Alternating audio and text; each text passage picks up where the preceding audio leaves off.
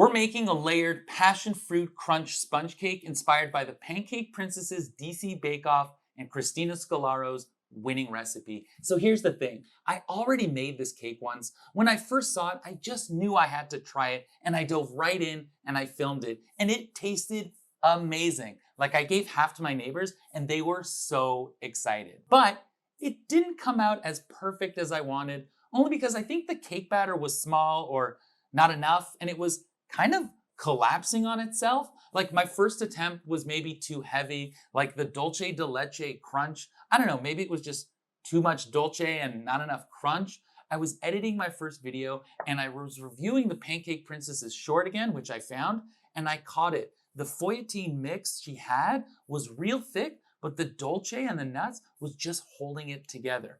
So in this video, this is me coming back to fix that. I got all the parts I need to make this layered cake, including me wearing my layered shirt. Let's get started. Okay, we're gonna do this right this time. I'm starting with 1.5 times version of the Nigella Lawson sponge cake recipe because I wanted more height and structure than last time, but I didn't want to fully double it. Into the stand mixer goes 337 grams of soft butter. I let that start creaming on medium-low and then slowly added 337 grams of white sugar. While that was doing its thing, I'll pop in 1 to 2 teaspoons of vanilla, and while the mixer is still going, I'm cracking 6 eggs into a separate bowl just in case any shells or surprises show up, and I add them into the butter sugar mixture 1 or 2 at a time, alternating with spoonfuls of flour, just like Nigella suggested on her website.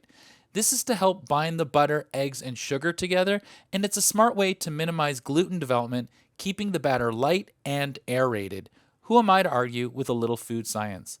Once that's done, I'm combining the rest of the 300 grams of flour with 38 grams of cornstarch and 3 3/4 teaspoons of baking powder and a generous pinch of salt.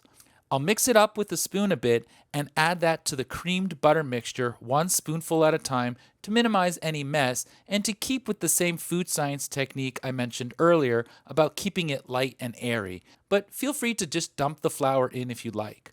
Let that mixture go and scrape down the sides. If the batter looks or feels thick, you can add a couple of teaspoons of milk, but I didn't need to do that. I stopped the machine, cleaned off the paddle, and poured everything into a parchment-lined 9x13 pan. And yes, I'm finally stepping up my parchment game because I want this thing to come out clean. Because the batter is large, I baked it longer, 350 degrees Fahrenheit for 24 minutes to start, but it was ready at 28 minutes. The toothpick came out clean, the top was golden, and the whole thing looked really amazing. I cooled it in the pan for 10 minutes and then used the parchment to lift it out onto a wire rack. This is exactly why parchment helps.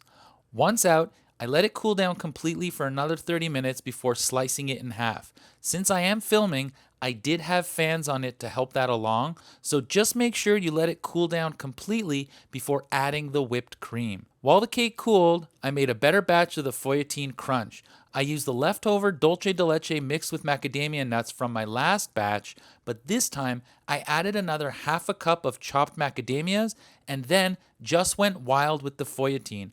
I wanted it thick, so thick I had to apply it with my hands as Erika had foretold in her video short, basically molding it into place like crunchy clay. Then I whipped up a half batch of ricotta whipped cream to use up what was in my fridge, about 8 ounces of ricotta, mixed until smooth. Then I added 110 grams of powdered sugar and a teaspoon or 2 of vanilla extract. Once that was fully mixed, I poured in around 450 milliliters or 2 cups of heavy cream. I honestly just finished the container. I'm not too worried about how much it makes because this stuff whips up really big.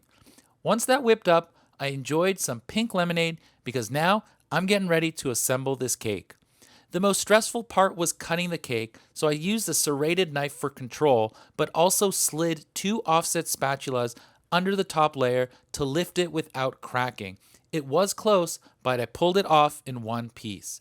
I spread a nice even layer of whipped cream onto the bottom cake half. Then I took the thick feuilletine crunch and gently pressed it on in chunks, covering the whole surface. Because I love the texture, I added even more feuilletine over the top, just to make sure that every bite had some crisp. After that, a thin layer of whipped cream to smooth it out, and then a generous layer of passion fruit curd. This time, I stirred in some ground passion fruit seeds for texture and those beautiful black specks. Then I added more feuilletine because, well, obviously I love it. Then I carefully placed the top cake layer back on and used the remaining whipped cream to cover the whole cake.